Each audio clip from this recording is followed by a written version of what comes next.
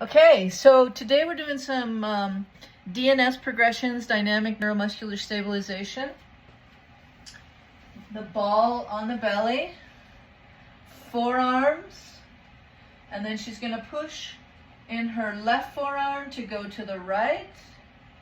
Roll as far as you can, then push in your right forearm. Connect with this left leg as you push. Beautiful. Roll. Push. Good. Push. Now, if I was on a flatter surface or on the ground, I might be able to get her to roll all the way on her side. Roll on your side as much as you can. Keep connected to the ball. Beautiful. Come back. Stay connected to the ball. Push in your right forearm to connect with your left leg. Stay connected to the ball. Very nice. And then rest. How's that feel? Good?